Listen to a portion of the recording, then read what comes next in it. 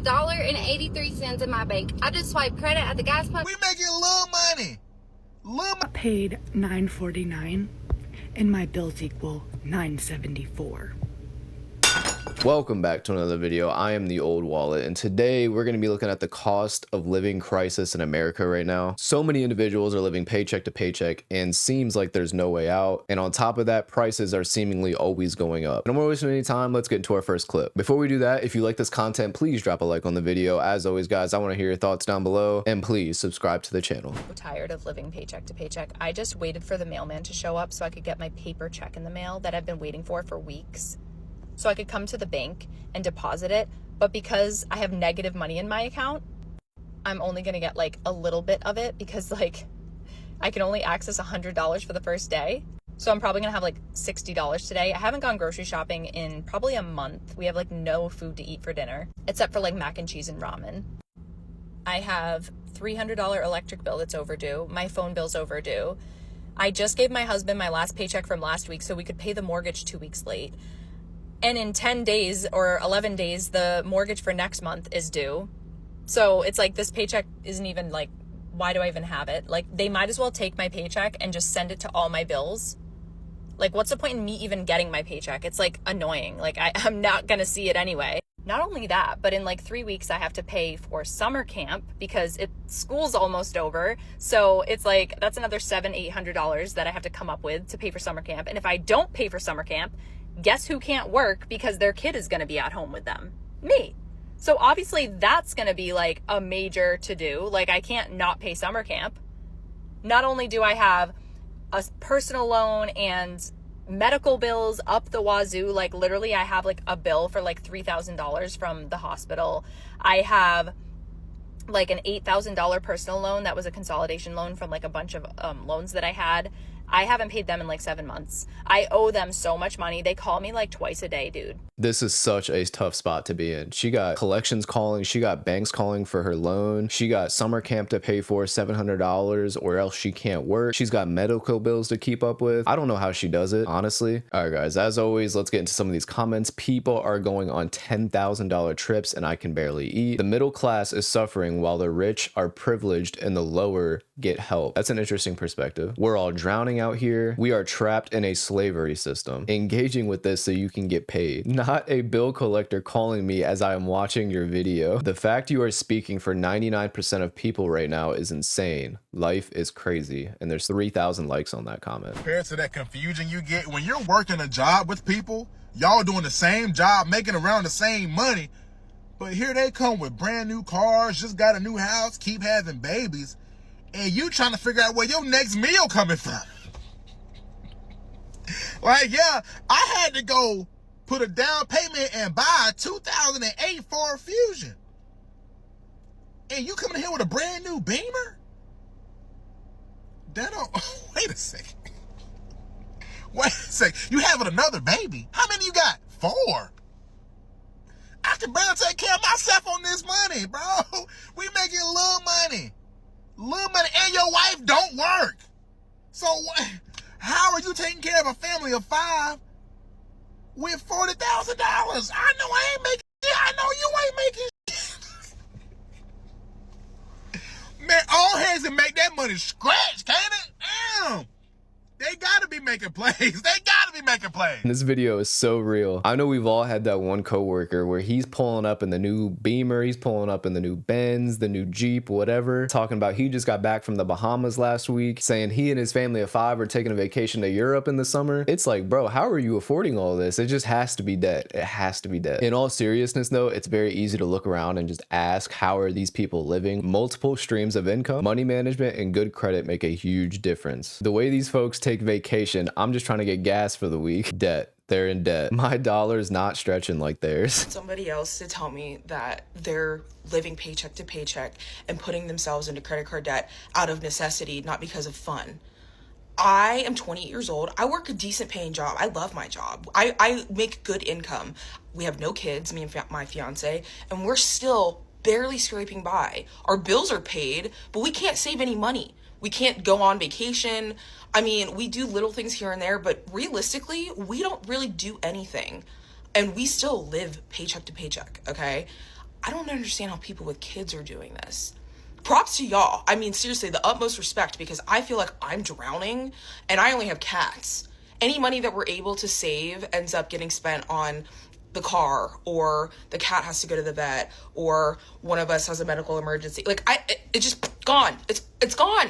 I don't understand. We don't live beyond our means. Are we all just collectively putting ourselves into debt because I don't know what else to do? All right, so this one I have a little bit of a tough time understanding. I know times are tough, but if you have a dual income, she said her and her boyfriend, and they make good money, I'm not really sure how you're struggling living paycheck to paycheck, making good money with no kids. And like I said, I know times are tough. However, if you have two incomes with no children, I think you should be able to budget well and be able to save money. I'm making the most I've ever made, but I'm the brokest I've ever been. I don't really understand that. I think these people are falling under the trap of lifestyle inflation. They're making more money, so they're spending more. The economy isn't so bad to the point where if you're making really good money that you can't make it. So something's not right. The math is not mathing for these people. A couple going to a restaurant once a month off two incomes shouldn't be a luxury. Boomers had date nights, family vacations, a house, 1 to 2 cars, etc. off one income. Girl, I got paid Friday and have $16. Had $17 left for 2 weeks after my bills were paid. I heard the saying living paycheck to paycheck. Well, if you don't know what I'm talking about, let me put it in perspective for you. I had $1.83 in my bank. I just swiped credit at the gas pump so I could get $10 for gas because I was on E, my friend. And hopefully in 2 business days, I get that $10 back in my account because my bank does not play, man. They charged me $40 in overdraft fees because I was overdrafted 7 pennies. I ain't even playing it. Banks do not mess around with their money, even if it's 7 pennies. So, all that to say, please hit all these buttons so I can get TikTok paid and get my $10. Love you, bye. I mean, it's gotten to the point where people are struggling to get gas. I mean, $10 credit on gas and hoping that money comes back into your account so you don't get overdrafted. It's tough, man. It's tough. I really do feel bad for some of these people. Get a Capital One debit card. I overdraw mine and fully fill up overdrawing it for 2 weeks till payday with no fees. Follow me for more brokey behavior tips. Oh my goodness. Banks don't care at all. They're going to get their money no matter what. I used my entire Affirm purchasing power and bought freezers and cabinets full of groceries. It's cheaper to pay the payment than it is to buy groceries every week. Girl math. It's not the overspending, it's the cost of living. Here is a breakdown of the average Gen Z and millennials' cost of living in today's world. So number 1 is rent. Everyone knows that Gen Z and millennials have to have a roommate. So splitting a 2-bedroom apartment with utilities is around $1,500. If you have a car, a $12,000 to $15,000 used car is still going to run you $400 a month. Car insurance and gas is another $300. Student loan payment, $500. You're going to have groceries for $500. You're going to have personal care, doctor's appointments, hair, gym, about $150, and then cell phone and miscellaneous $150. That's $3,500 a month, which is baseline. Do you know how much $3,500 a month is? $70,000 a year, or $34 an hour. Because after you take out taxes, put $300 for health insurance, and do a healthy $500 401k contribution, that leaves you at $3,500. This is no fun, no savings, no maintenance, no clothes, no kids, no traveling, no vacations, no bachelor parties, no weddings, no funerals, no clothes, no school supplies, nothing. And this is paycheck to paycheck. And on top of it, they're holding $40,000 of student loan debt, a $15,000 car, and if they ever wanted to buy a house with closing costs and the down payments, another $50,000. So they need $105,000. So even if they were somehow able to scrounge up after $70,000 of paycheck to paycheck, $5,000 to go to a concert, to have avocado toast, whatever it is, $5,000 a year, it would take them 20 years to pay off this debt and save up for a house. 20 years of living with the roommate where that rent's going up, and they're making $70,000 a year as a college graduate. The average person in this country makes $50,000. It is not the overspending. It is a cost of living crisis. Yeah, I mean, this breaks it down pretty well. I mean, it's really tough out there, especially for new college grads. I feel really bad because it's really, really hard to get started. And they really set you back with the student loans. And then you just come out of college with all this debt. You're already behind. It's just really hard. Now, what I will say, things aren't going to change. So you have to change to make the situation better. And I hate when people just say, raise your income or just lower your expenses, because yes, that's the obvious. But there are some things you can cut out here if possible, such as your student student loan and your car loan, if we're just going strictly off these numbers, the car loan is $400 and the student loan is $500. If you could somehow eliminate those by working throughout college, paying off your degree, or not going to college at all and just going a different path, and then your car payment, you don't have to have a car note. You can save up and buy a cheaper car. But I know a lot of people want the nicest car and drive a nice car and all that, but like when you're just getting started, it's completely fine to just drive a beater or just drive something used for a little bit and just not have a car payment and just be able to save that money, because it'll just be so beneficial for you. I got paid $9.49 and my bills equal $9.74.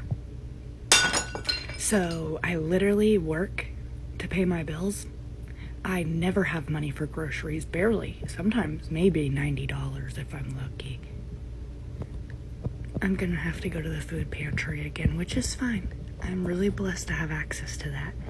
But I just wish that work meant something. Man, it's so tough. It's so tough. I think a lot of people share this feeling where they want work to feel like something and they don't want to just go to work just to pay the bills. You want to feel like you're getting ahead in some way, but when you're just working just to pay the bills, it's just so deflating and it's probably so hard to even find motivation to go. So I just really feel for people in that type of situation. I pray life becomes better for us soon. 55,000 likes. We work for nothing. One income used to be able to support a family of 4. We deserve rest too, not just 24/7 slave. We are just modern slaves. You are not alone. 5,000 likes. These influencers are lying about being rich. I'm almost at 1 million followers. Broke.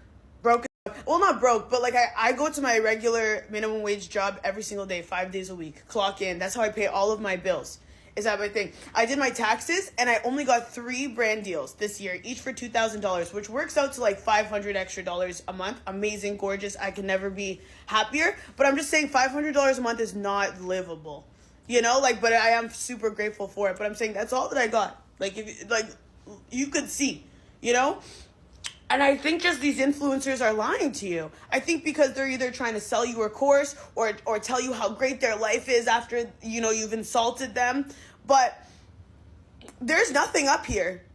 I'm up here now with everybody else, and I'm telling you that there is nothing up here. All right, so I have no idea who this individual is, but I wanted to put this in here because I feel like it may show that everybody is struggling and not just the average Americans. Even the people on the internet that are posting all of these things and kind of posting like, look how I have it and look how wealthy I am, look how good I'm doing. Those people are probably broke too. And just because they have a lot of followers or a lot of influence, that doesn't mean they're doing well financially. It doesn't mean they have a lot of money. Some of them may just be struggling just like everybody else. Have you noticed how their houses are empty? It's just oversaturated now. There are so many influencers now. In 2014, there was only a few of us and most people made their bulk of money then. I thought you were rich. Followers does not equal business. All right, that's all I got for you for today. If you like this content, please drop a like on the video. As always, let me hear your thoughts down below. What are your thoughts on the cost of living in America currently? And if you haven't already, please subscribe to the channel. I will see you guys on the next one.